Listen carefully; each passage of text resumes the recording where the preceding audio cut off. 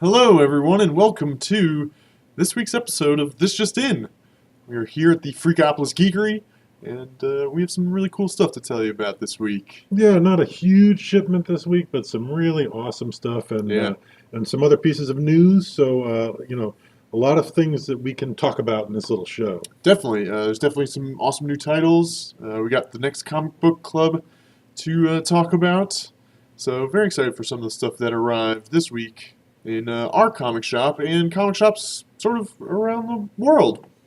Yeah, basically, new stuff comes into comic shops every single week. I mean, that's the nature of comics. It's the nature of pop culture items. They need to stay on top of that stuff and make sure that, they're reflecting what's going on out there in cinema, collectible items relating to anime and science fiction and fantasy. All that stuff has to arrive in shops sort of in a timely manner. So every single week we get new stuff. Yeah. I just want to say what's up to Kiki Dud. Thanks for joining us, man. We do this every week at 4 p.m. So glad to have you guys here. I think we're about ready to get into it. Up first, we like to talk about previews, I believe, right? This awesome book. Yep. The sort of phone book size catalog. There are no phone books anymore. Right. It feels dumb to say phone book size, but yeah, phone book size catalog of stuff that comes into comic shops. The Previews magazine represents stuff that will be out in a couple of months. This stuff will deliver in March that's in the current catalog. And if you want anything specific, things that don't get carried in any shop, I mean, there's definitely stuff in Previews magazine that gets carried in no shop in the world, except if it's pre-ordered, and then it's behind the counter generally, and you get handed to you when you come in. That's just the nature when there's, like 30,000 items per catalog, Exactly. And you can, your local comic shop probably has some of these. We have some in stock for the month of January. We offer reward points, loyalty points, for pre-ordering from us 2 months out. And it ensures you get all the awesome books and apparel and stuff that you've been looking for. It's the only way to follow your exact thing. The stuff that you love to collect. It's the best way to get it. You can't get it any other way. And in fact, you could get everything in the catalog. You could get one of everything, yeah. We could do that for you. And with one of everything, that'll cost you the small, low price of $69,538.51. One of everything inside of Previews magazine. It is not necessary that you get one of everything. No. But that's just an example. If you were to get one of everything. Yeah, we have some people that just say, hey, I want these 5 books or whatever. Yep. And a lot of times those books go in the pull list or pull box. We don't. Sometimes they don't make it to This Just In, since we just talk about some select stuff that hit the shelves this week. But yeah, we've got people with all huge range of tastes. Yeah, like let's say you're into Star Wars, right? We have a bunch of Star Wars stuff here in our shop. Other shops have a bunch of Star Wars stuff. Sure. But there's a bunch more in Previews magazine. And stuff that you won't find at your friend's house, you won't find anywhere, you won't bumble into it on Amazon.com. The only place you can find it is Previews magazine. Definitely. So that's previews for you. Talk to your local comic shop or go to, I believe it's previewsworld.com. Check out the catalog. It's talking about all the awesome stuff. Everything that we talk about in this show has been featured in previews at some point. So you ready to talk about some comics? I think so, yeah. Comics that came in this week? Let's do it. Up first, we like to kick it off with DC. DC Comics. With some big names, including the Justice League. Yep, the Justice League sort of all together again. That's, of course, Superman, Batman, Wonder Woman, Cyborg, Green Lantern, The Flash, sometimes Aquaman. Yeah. Some rotating members. Yeah, and apparently there's in this issue there's some stuff going on between this sort of a newcomer who's going to sort of help organize the Justice League, doing some work for the Justice League. He's known as the Fan. And he sort of ends up pitting them one against each other, and you can see them on the cover there, in the midst of a Justice League style argument with each other. Yeah, that's sort of a funny cover. You don't often get like word balloons on a traditional covers, comic cover. But in this case, they really felt the need to show off that they were arguing with each other, and it's represented there pretty well. Awesome. Another coming out of DC this week is Superman number 39. And the subtitle there is Goodnight Moon, which, of course, everybody pretty much knows that as The a children's book. Children's book, Yeah. you know, most kids get read Goodnight Moon at one point or another. A lot of kids get read Goodnight Moon virtually every night for a period of their lives. I guess it's apropos because this particular issue involves Superman and maybe some other heroes. I don't know, sort of acting in kind of a Make-A-Wish Foundation kind of way. Oh, cool. They're providing wishes to I guess kids that, I don't know, maybe they're sick kids. Disenfranchised. One way or another, they need some wishes granted. So Superman taking this little youngster for a flight into outer space, where I think they go see the Justice League space station. Right. Yeah. So exciting stuff. No question. I'm not sure why they're doing this. Well, that storyline really makes sense for a Superman book. I think being all about hope and sort of the all-American hero, and just all around good guy that seems to have time to do that sort of charity work, if you will, outside of defeating world-threatening villains. Yeah, I think Green Lantern's doing it too at the same time because Nice. I think I saw a green space shuttle. That would make sense. Yeah. That's sort of telltale. We also have a new Super Sons, which is the story. It follows Damian Wayne and Superman's son and their sort of adventures together. But in this particular issue, it is the finale of a crossover event called Super Sons of Tomorrow. Yeah, they're wrapping up an arc where guys, I don't know, Justice League from the future, was that what it was? It was Batman. It was Batman, and he brought in some friends too from the future to come back and kill Superman's son. And I don't believe they killed him. And ultimately, basically, Batman's son and Superman's son, they're kind of spending this issue sort of resolving the aftermath of that enormous battle that they had against these heroes from tomorrow.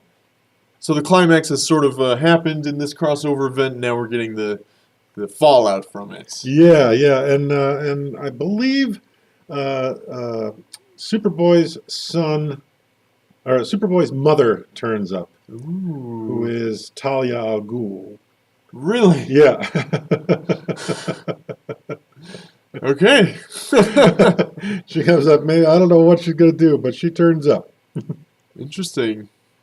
DC Comics has some more titles out this week, besides these sort of Superman-centric ones. Yeah, they have some Bat-centric ones. Some Batman-centric ones, yeah. Including Batman 39. This is the continuation of Tom King's what has been an amazing Batman run since DC Rebirth began. And in this case, we see here on the cover and inside the pages, Wonder Woman. Yeah, the secret of the eternal vow. Yeah, basically Batman and Wonder Woman for a time went through a portal and met this guy who was hoarding off these armies of demons, and he was just fighting for thousands and thousands of years. And they told him, if you ever need a break, man, just ring us up. And so Wonder Woman comes to Batman and says, hey, he's finally called. He needs a break. Yeah, he needs some respite. So he comes to Gotham, spends some time with Catwoman, and together Batman and Wonder Woman fight off these hordes of sort of demon monsters. They've worked together a lot. So I'm sure that's a pretty comfortable pairing. They can get out there and really, do some damage to some demons. You've already read this book? I have, yeah. Definitely leaves on a bit of a cliffhanger as Wonder Woman and Batman are inside this other world for like tens of years. And in the meantime, Catwoman and the former Guardian have only been hanging out for like a couple days. Right. So they're like going through lifetimes, and that has an impact on their relationship naturally. I'm sure it does. Yeah. So that could have an impact on Batman and Catwoman's relationship. Yeah, now that they are fiancé, they're betrothed. We also have a new Harley Quinn looking a little bit like Woman Bat instead of Batwoman. Yeah, They take some liberties with the Harley Quinn series. So, introducing Batwoman. Now there is already a Batwoman in the That's DC right. universe. Yeah. She's a red-headed crime fighter. But wait, hold on, that's not right. So I think they just the artist took some liberties and had some fun, sort of merging Harley Quinn into a Bat character. It's freaky. I'm not sure whether that actually exists in Yeah. the issue. I've gone through it some, and it seems more like she's got a bone to pick with some Bat creature who sort of kidnaps one of her friends. But we Ah. don't really know specifically which Bat character that might be. Right, yeah, I mean, you have Batman, you have Man-Bat, the whole Bat family, so, so This, there's, dozens of them. there are. So, read Harley Quinn and find out. Nice. We have one final DC page for you guys to check out with a couple new arrivals, including a new number one and an older number one. Yeah, an older number one as well. But worth mentioning because what an incredible book that is. Yeah, Hawkman found an awesome tie-in to Dark Knight's Metal. It's got that crazy UV cover that we've been seeing the past few months. And it tells us a little bit about what Hawkman's been up to, playing sort of a central role to the Dark Knight's Metal saga. Yeah, we brought this one back in because we got some more copies of it, Yes. essentially, and that was a key thing. This book is, if you're not into Hawkman, you may well be after you read this one. Yeah. What an amazing looking title! It's incredible. Dark Knight's Metal has done so many cool things for the DC universe and introduced, sort of new aspects on existing DC characters. Yeah, really, Hawkman sort of seems like a bit of a pushover throughout his saga. But here in Dark Knight's Metal, he's just a total badass. Yeah, he's incredible. Yeah. We also have the start of the new age of heroes for DC Comics. They're starting this new line, including the Immortal Men, the Terrifics, and Damage, Sideways. Damage is the first one to come out of that, and it sort of plays out based on the fallout from Dark Knight's Metal, as I understand. Definitely. It is sort of a whole new look and feel for DC heroes. Damage has, his own stuff going on. You can check out more about Damage issue 1 in Ian's sort of targeted review on this specific title. That is available here in the sort of stored videos on Twitch. That's right. And it'll be up on YouTube this evening, probably around 6 o'clock or so. Yep. So it'll hit YouTube a little bit later. We'll probably throw a link for that into Facebook as well, so it'll be easy to find reviews of Damage. But you can check it out on Twitch now or immediately following this show if you want. Awesome. Yeah, sort of a Hulk-like character, but definitely a new direction for DC. I'm very excited for this new age of heroes that they're bringing in. Has piqued my interest. Up next, we've got some Marvel books, including X-Men Gold number 20. Yeah, X-Men Gold, probably, I guess it's probably the sort of central X-Men title right now. I think that's fair to say. Blue follows the original cast brought into the future. Astonishing X-Men is a great book, but it's sort of off on the side. X-Men Gold is the team that lives at the mansion. It's the team that is comprised of the teachers and students and mentors to the young mutants in the Marvel world. So yeah, I would say it's sort of the main series. Right. So if you're looking for, if you're wondering, what's the X-Men series that's, I'm only going to track one of them. I want to see the stuff that goes on at Xavier's mansion. This is the book, and we're on issue 20 at this point. Issue 20, yeah, it started off with a rough start, X-Men Gold did, thanks to that weird art that was sort of slipped by the editors. But it's really come together pretty well. They had that really cool Mojo Worldwide crossover, and now it's getting into some other character stuff. Now, I noticed that even though we've gone to the Legacy banner on X-Men Gold, we are only on issue 20, so they didn't feel like it was picking up from any previous X-Men series. No, yeah, it's not like the Uncanny X-Men or something like that. Right. But, I think we'll start seeing that more and more. They've got X-Men Red coming. The Resurrection of Phoenix is happening right now in comic shops all over, and it's in our pull box. And I think they're forming back that original team. Xavier has been inside Astonishing X-Men for the past, since it began. And of course, Wolverine has made an appearance since Legacy as well. So those pieces are being put back into place to get a true Legacy book, I think. Yeah, I think so too. But it's interesting. I don't think any of them have sort of gained Uncanny X-Men's numbering. No, not yet, no. But I think we'll probably see that at some point this year, unless Legacy totally gets trashed. Yeah, because X-Men theoretically should be up there somewhere around the 800 number. I would it think, would be definitely one of the highest yeah. numbered ones. Kind of be close to Amazing Spider-Man. Speaking of Spider-Man, this is not the Amazing Spider-Man. It is Peter Parker, Peter Parker, the Spectacular Spider-Man. Peter Parker. I like that. And it's on issue 299, so next month we'll be getting the 300th issue. Yeah, and they'll make a big deal out of that. Yeah, they will. And I believe Mr. Parker, the Spectacular Spider-Man, he is dealing with the Tinkerer still, right? That's right, yeah. That's sort of been the thread running through this book since it started.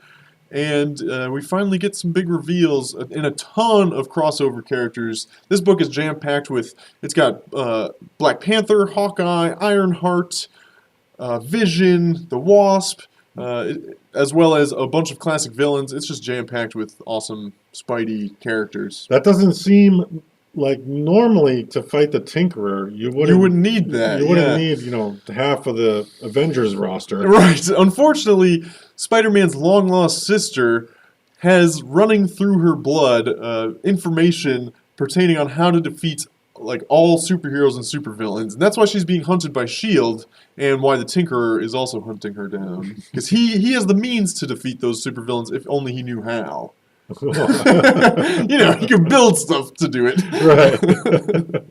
He just needs the recipes. Yeah, he just needs the recipes, exactly. Yeah, okay. But a great book, super funny. I enjoyed the crossover that we did see and the sort of nods to other current Marvel books that are going on, but not getting too deep where you have to get those other books. Right. Just enough to sort of tease you and say, hey, yeah, this is familiar from, that Black Panther series or whatever. We also have a new Venom Inc. Venom Inc. Omega. Yeah, Venom Inc. And I believe this wraps up the sort of Venom Inc. run and the arc relating to that. Yeah, it crossed over into Amazing Spider-Man and a couple other books, and it had its own standalones, and now it's wrapping up here. Venom always seems to have some sort of event going on, Yeah, so, really what's going on here is, these darn symbiote suits that can basically give anybody Spider-Man-like powers, strength and swinging and web slinging and all of that stuff comes from the suit. It also makes them somewhat crazy. Mm-hmm. Naturally.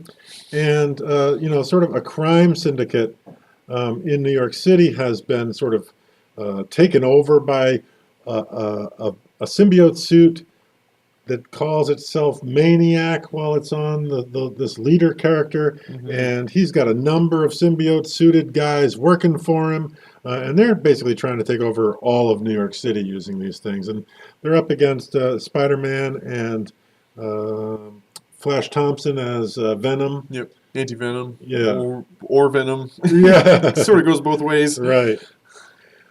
I also find it interesting, the cover of this book reflects the cover of an Image book that we're going to be talking about in a few minutes. Oh, yeah, I can see that too. We've kind of seen this twice. So you'll see it in a minute. We'll be showing you another title from a completely different company that, has some of the same idea going on. Yeah, sort of similar composition and theme. Yep. Nice. So that's a couple Marvel books. We got another screen of Marvel for you. I just want to thank you guys for joining us. We do this every week.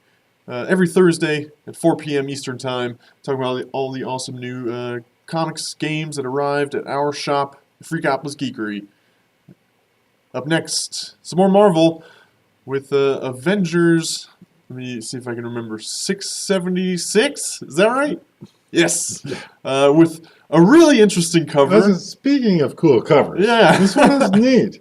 It is neat. So yeah, you can see the cover itself is sort of this guy looking at the Avengers #1, and a very classic cover where the Avengers are fighting Loki. You've got Iron Man, Hulk, Ant-Man, Thor, but they they've teased a piece of the story here with the addition of a new hero. You can see her there, sort of right next to Loki, and that is Voyager. Yeah. Who's a brand new character, Right. who had supposedly, been a founding member of the Avengers.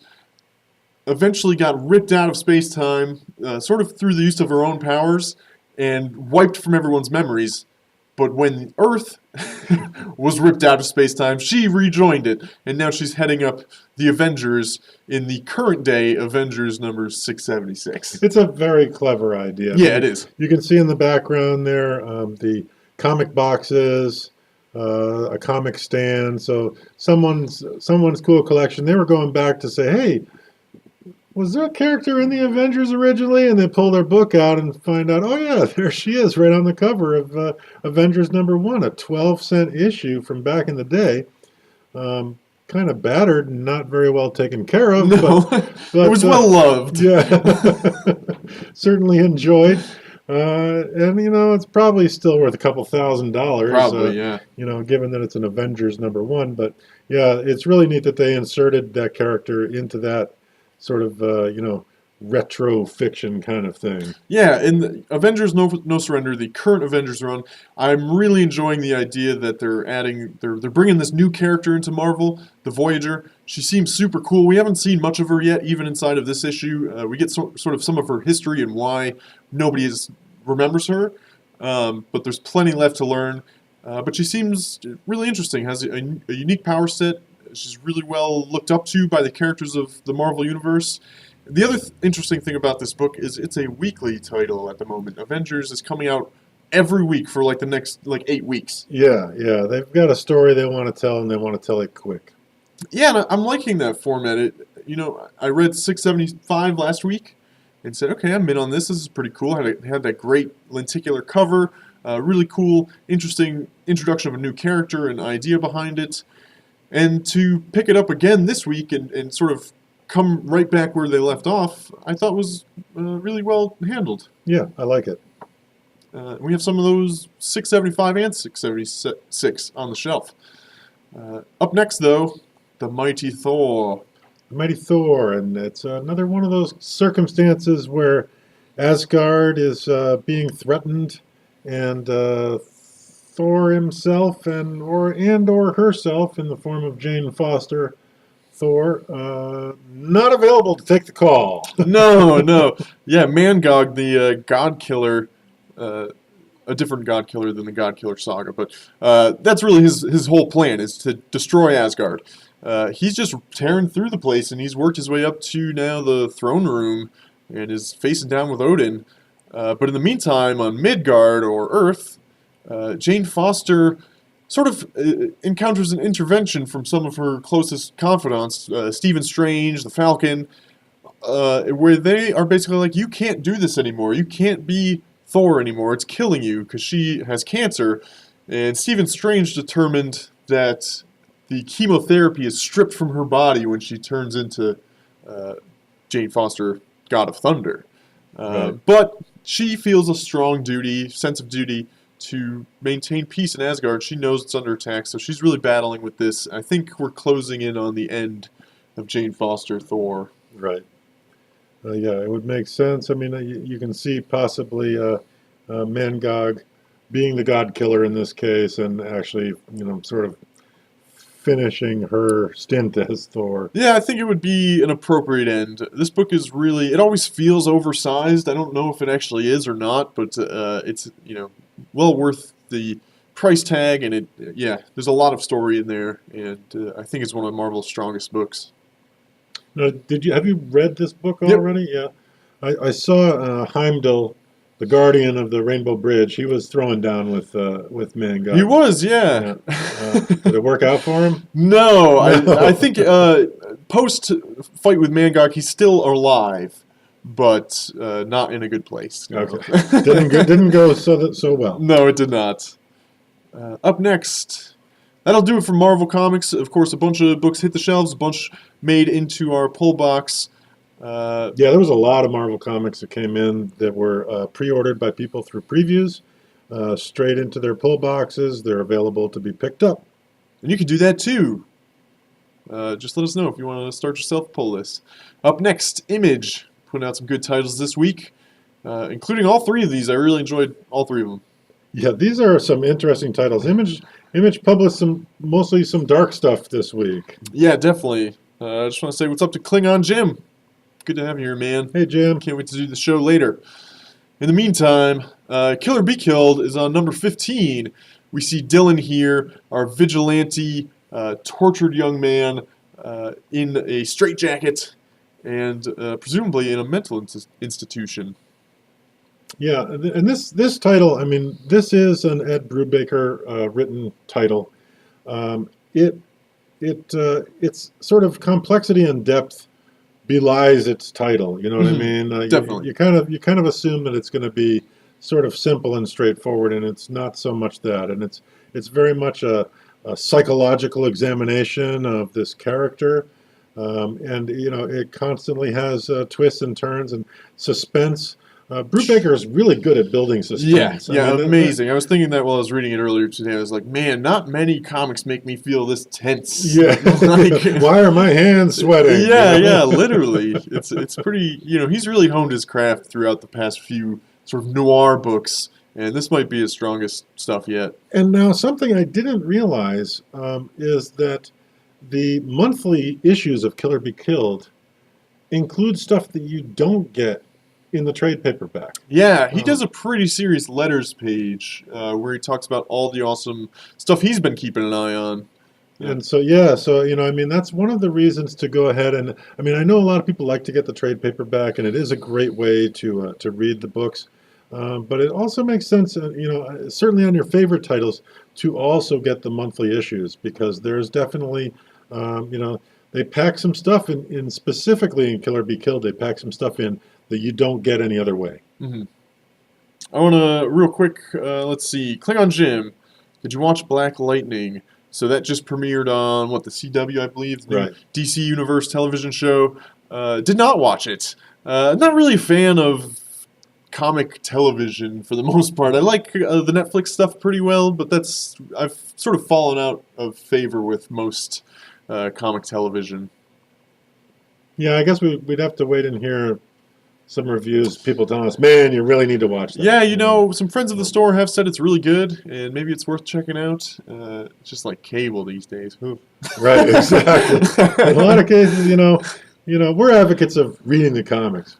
We think that's the best way to get your comic stuff. Yeah, in fact, Kill or Be Killed will be coming to the silver screen, the big screen. Yeah, that's right. At some point. We don't quite know yet. Details are pretty light, but the director of John Wick is attached. Of course, Ed Brubaker. I think it makes total sense. Well, it makes perfect sense. Yeah. And I mean, I think Brubaker has been, they have to be feeling that same sort of suspense and tenseness when they read the book. Yeah. And they're like, man, we got to get a Brubaker stuff on the screen. Right. It totally makes sense. I'm super pumped for it. We'll keep you guys in the know.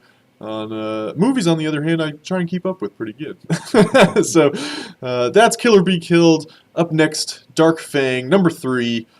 Dark Fang tells the story of, let's see if I can do any better this week, a sort of Greenpeace vampire, I think is the easiest way to say it. She's sort of an environmental activist, but she takes that activism to quite violent lengths. Yeah, she's kind of a spirit of vengeance when it comes to sort of the earth and the ecology of the earth. And she's got some serious issues with fossil fuel companies and that sort of thing. Yeah, definitely. And, obviously, it's not a strange thing for comic writers to sort of make their point through their writing. Yeah, create these interesting metaphors that you don't get in a lot of other mediums. Right, and it allows voices to come to the front that don't hit the sort of the big cable channels and don't hit the big screens and all of that, but strong voices with something to say end up looking to comics to get that word out.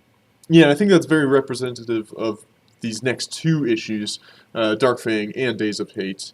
I will say Dark Fang, really interesting art style, not a lot like it on the shelves. And It's evolving, I've noticed. Like, yeah, I mean, I think the artist is sort of finding their way and sort of developing a style sort of before our eyes. I think that's fair. You And know, you see that a lot with creator-owned books, right? definitely. Yeah. And so by the third issue, I think they're starting to realize how they want to portray things and what the line weights ought to be, and how things should be colored, and how to deliver that.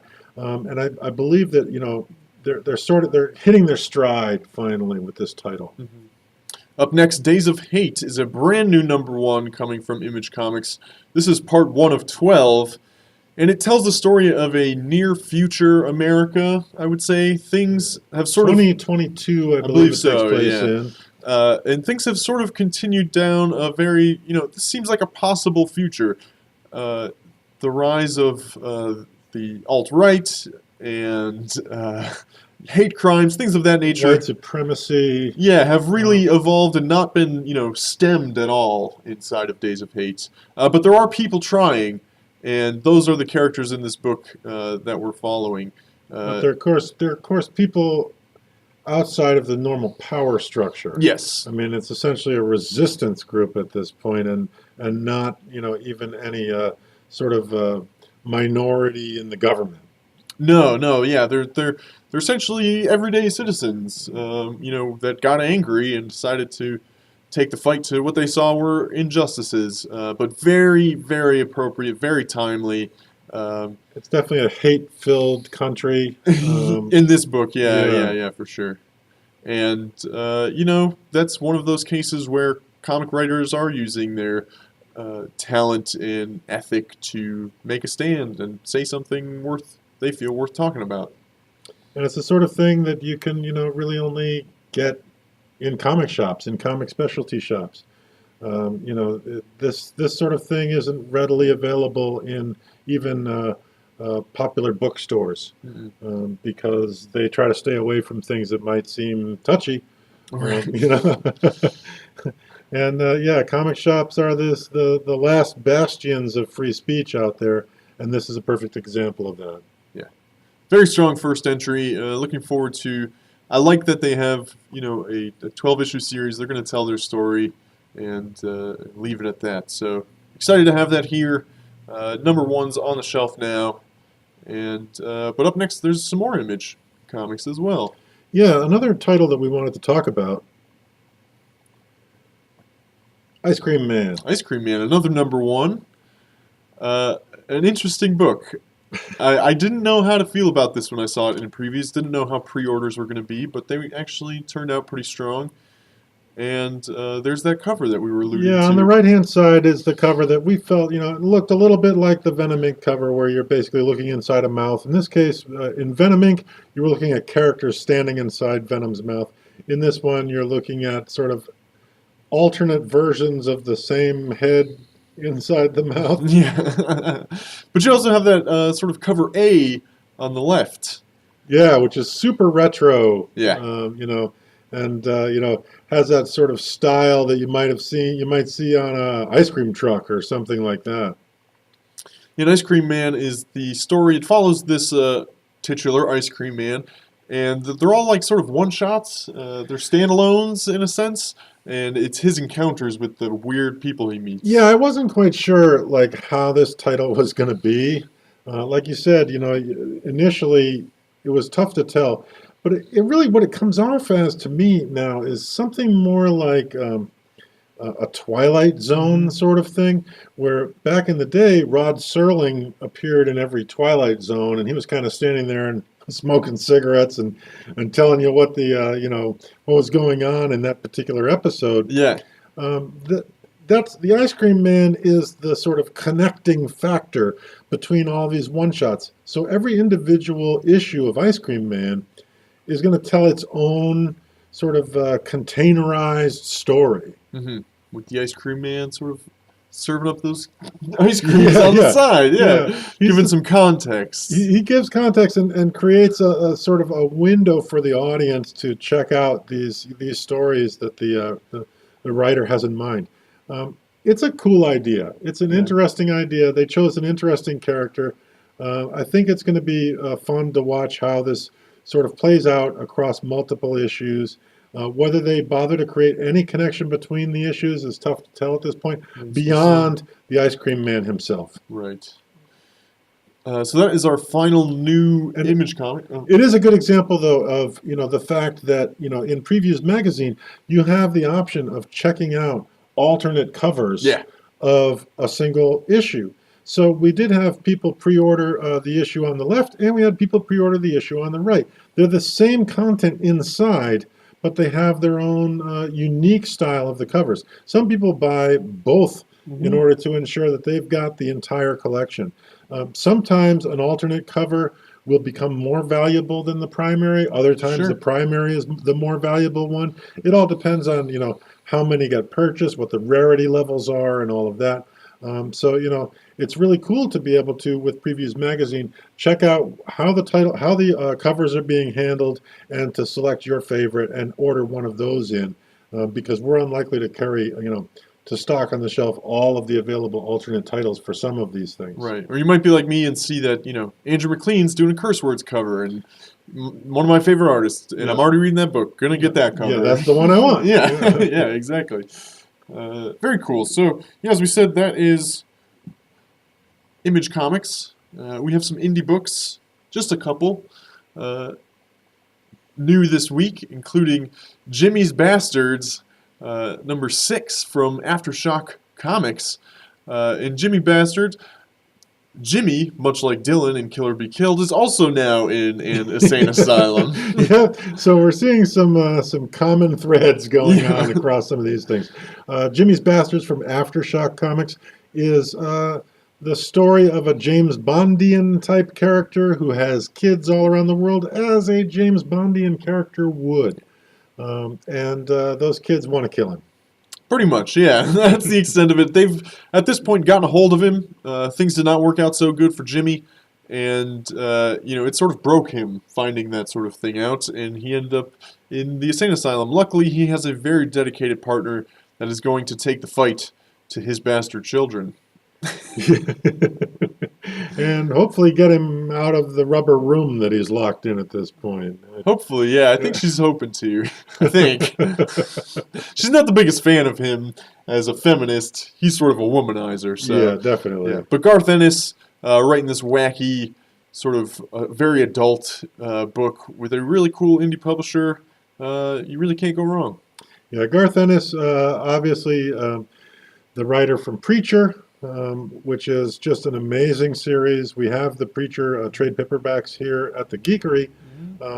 So you can check out a ton of Garth Ennis stuff. He's also doing Punisher, the Platoon. Yep.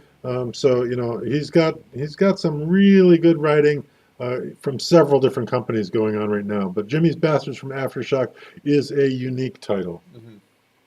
Up next from IDW Comics, Star Wars Adventures number 6.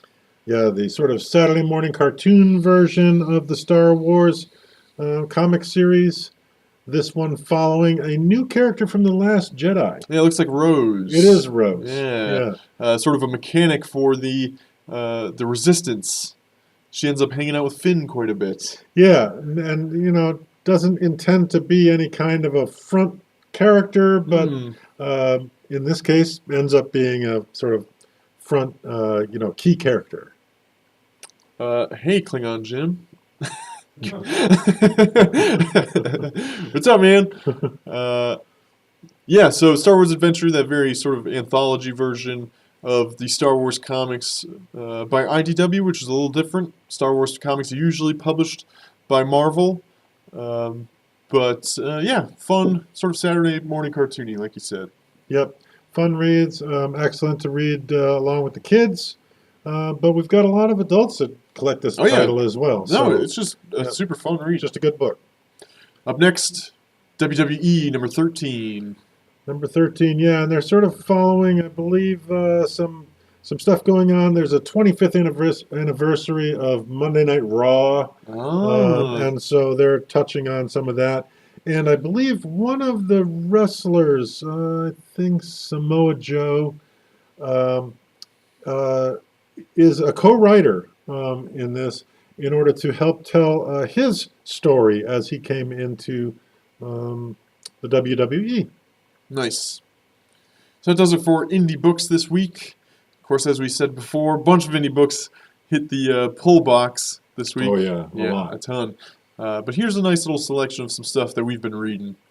Up next, something we'll all be reading for the upcoming comic book club meeting next week, The Watchmen. Yeah, clearly not a new title. No, this is not new to the store. I mean, there's been a movie made of it, a pretty good movie made of Yeah, it. there's been prequels, and there's currently a sequel going on. But in the meantime, we're going to dive deep into this classic Alan Moore DC Comics book. Yeah, and as it says here, there's over 2 million copies of this in print. So it's an amazing trade paperback. I believe it collects 12 issues. Of Plus, in this case, it does have all the extra stuff that appeared in the back of the floppies. Right. So just a phenomenal book, a phenomenal buy, really. $20. Yeah, $20 for this book. It's a thick book. Mm-hmm. It is top quality stuff. It is critically acclaimed across the board. Amazing stuff, and with good reason. And the characters from the Watchmen are being drawn into the current DC Rebirth universe. That's right. So characters from the Watchmen are interacting with Batman and Superman, Wonder Woman, and others. So you know that the Watchmen is becoming sort of part of the primary DC universe. So it makes a lot of sense for our comic club to deeply examine sort of this lore. Yeah, where it all started. Yeah, that brings them there. Yep. Probably the most, critically acclaimed series in comics of all time, more than likely, I would think. It could well be. With an amazing creative team of Alan Moore and Dave Gibbons. Can't wait to do another deep dive and talk about this with you guys on Wednesday, the 24th. That is next Wednesday, at our next comic book club meeting from 6 to 8 p.m. here in the Freakopolis Geekery. Yeah, if you've thought about getting involved in our comic club, what a great time to check out this title and break this down with some people that have a lot of experience, have read this book several different times, and really have a lot to say about it, have a lot of historical knowledge about what Alan Moore has had to say about it, what DC's sort of leadership has had to say about it, how that's all played out. It's got so much drama in the book, and then so much drama surrounding the book. That it's sort of a remarkable piece of work that stands out amongst all comics. Definitely. And I just want to make mention, it's our thickest comic book club read ever, so there's plenty to dive into. I think we'll have a nice long meeting really dissecting this. But it's not our most expensive, so that's really cool too. Yeah, no, very, very reasonably priced. Awesome. So that does it for all the new arrivals at the Freakopolis Geekery this week. Next week, I think we'll have of course new books and maybe some games too, huh? Yeah. But we've got more to talk about here today. We do. So we're not done. This book here, The Walking Dead Volume 1, is a book by Robert Kirkman. If you're a Walking Dead fan, you already know that. But we figured it was worth mentioning that Robert Kirkman is the writer of The Walking Dead, all the volumes for The Walking Dead. I think there's 28 of them out now. Yeah, closing in on 30. And we're at something close to 180 individual issues, monthly issues. Well, he also has sort of a legendary series called Invincible. Invincible is collected in these giant tomes, compendiums, huge, even thicker than Previews magazine. Invincible, we have volumes 1 and 2 of Invincible here in the shop. But Invincible is just recently coming to a close. That's right.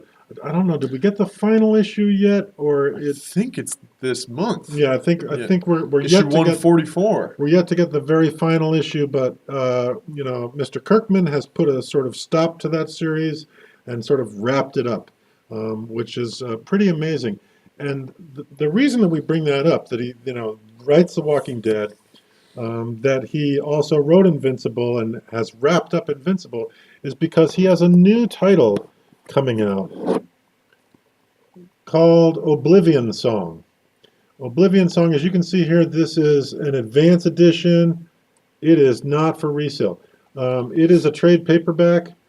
This is unusual. Yeah, I've because never seen this done. we've never seen this done before.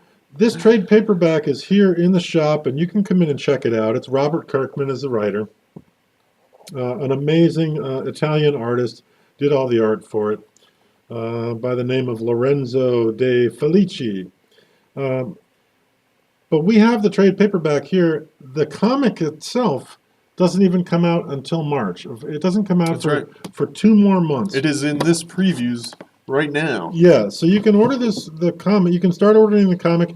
That would imply that, probably around the end of the summer, This trade paperback will be available for the first volume of Oblivion Song.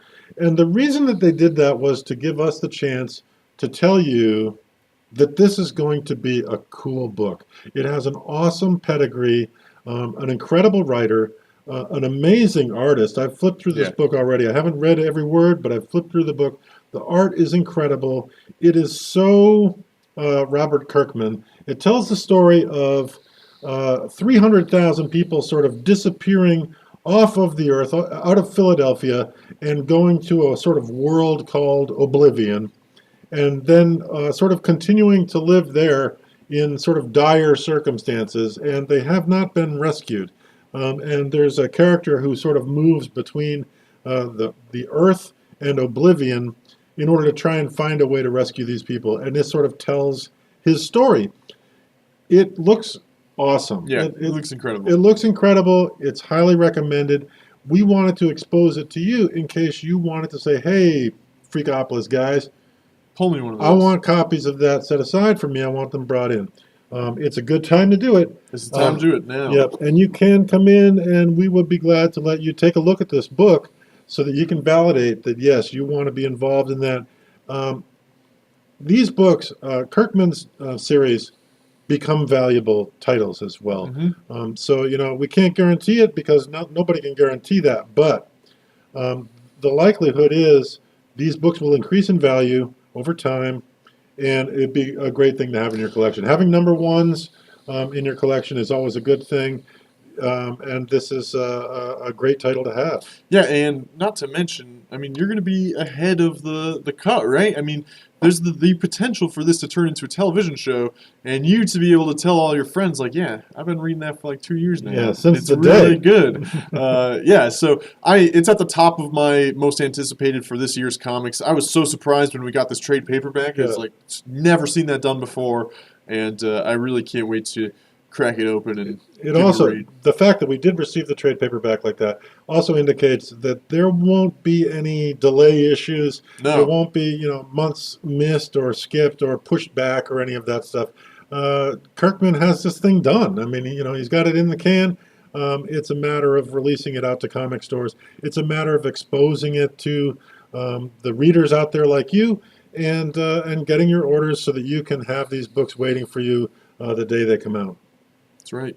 But that's not all for this week, is it? No, we've got some other things that we want to cover. Yeah, including game show night. It's a good point to mention game show night. Game show night is Saturdays at 6:30, now on Twitch TV. Twitch TV, twitch.tv/Freakopolis. That's right. Is where you find us. You guys know you're right here, right now. Yeah. And game show night, 6:30 p.m. Eastern Time on Twitch. And right now, the reason we wanted to bring this up is if you haven't already voted in our poll, we're running a poll underneath the video here on Twitch, and you have the opportunity to vote for what trivia category we're going to be playing this week, and we may use that poll to determine what the next week or two will be played out as trivia categories. We are changing the rules this week as well. Yes. We're doing some rule changes. We've learned what works and some things that don't. And over time, we're going to be building out and doing even more with Game Show Night. But it starts this week with some rule changes. And the first one big rule is we've always offered a full minute for you to answer in the chat window. It's dropping to 15 seconds. This is going to be a bit faster paced when it comes to the questions. Yeah, you either know it or you're going to be lost in Google trying to find it. So yeah, 15-second time limit on providing answers. Let's see, some other rules. We'll cover them again, of course, on Saturday night, but some other rule changes. We're no longer going to be deducting points for your wrong answer. That's going to save Ian some time. Yes. And it's going to make it a little bit easier for guys like Klingon Jim to just go ahead and fire in their humorous answers without worrying about it's just beating down their score. Right. If you like to use the humorous answers, the other advantage there is we're also going to be applying points. You're going to get points if you can make us and the folks in the chat window, get a chuckle out of things, or insightful things, or, basically, if you've got a good answer, even if it's not the right answer, you could score some points. You could potentially even win on just being a comic, I suppose, or, or being insightful, or being funny, or providing us all some awesome entertainment on Saturday nights at 6:30. Very true. We're super excited for that. Fantasy is currently in the lead, but there's plenty of time to catch up. We can't wait to do this with you guys. We always love game show night and giving out some awesome prizes based on your trivia knowledge. So we'll see how these new rule changes go, see what kind of new category we're talking about, and we'll see you at 6:30 on Saturday. Right. And then finally, the fact that fantasy's in the lead is kind of a nice segue. For this RPG thing that we're doing here at the Geekery and our online store at the Geekery. Now these are not specifically fantasy. In fact, these two RPG game systems are sort of genre agnostic. Yeah. They allow you to build and tell any kind of role-playing story that you might want to. They do it in similar but different ways. Yeah, different approaches. They sort of definitely have some commonalities between the Fate core system and Savage Worlds, but we want to expose these systems to the gamers out there who are thinking, would love to tell stories around their own table, maybe around the table here at the Geekery. The Fate core system and Savage Worlds are both 20% off, both here in the store and online. Yeah, online you just need to use the code RPG Sale 2018, and you'll receive 20% off any items based from the Fate core system or Savage Worlds. That includes a bunch of setting and maps, dice. There's tons of stuff. There's a new category on the Freakopolis.com called RPG Sale. Check it out. Use that code, or swing by the Geekery, and we'll hook you up with 20%. Now, the twist to this whole thing There's a twist. Is as follows. Whichever of these systems, either Fate Core or Savage Worlds, sells the most, I think we'll do dollar amount. Yeah. Presently, is the plan. Over a month. Over a month. Actually, the sale ends on Valentine's Day. We'll be playing sessions of the winning game, live here on Twitch for all of you to enjoy and goof off with us. Right, so you can check us out playing one of these systems live, interact with us in the chat, make fun of us, I suppose, as we're playing our characters. These books are incredible. I've played a lot more Savage Worlds than I have Fate. I'm kind of excited at the prospect of playing Fate, but I guess we'll have to see. Being forced into it. I guess we'll have to see how that goes. But they are both beautiful books, and they're very affordable books. Yeah, it's like that is what, $15 or $9.99. Yeah, the Savage Worlds core book is $10. And it is just one of my favorite books to read. It is one of the best game systems I've ever played. It is so fun. The Fate core system is a little bit more expensive, but it is a beautiful hardcover. It's also indexed on the sides. I don't know if you can see, but there's some color coding that sort of indexes by chapter on there. It is a wonderful little handbook. It just feels really good in your hand. The Fate core system is so, it looks like so much fun. Yeah, and if you don't feel like shelling out $20 with the 20% off for the core system, you can get Fate Accelerated, which is sort of a plug-and-play version of Fate for normally retails for $5. You can get it for $4 through the use of RPG Sale 2018, and get to play in some Fate. Right, and stay tuned because we're going to be sort of looking at these game systems in detail over the next couple of weeks. We'll take a look deeply at Fate at Savage Worlds as well. We'll look at the available supplements for them, some settings, so that you have an idea of what's available for these systems. But essentially, any kind of scenario that you can imagine can be realized in these games, and it's really just a matter of which type of rule system and style you and your friends want to play. We can't recommend these highly enough. We wanted to expose these to people, and that's why we're putting them on such deep discounts, because we feel like you should check these out. They're awesome. They're great. So yeah, keep an eye out for more streams on that. I think I'll be vouching for Fate.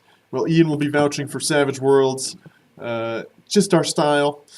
In the meantime, I think keep an eye out for more upcoming live streams. We've done a bunch of video game stuff the past couple days.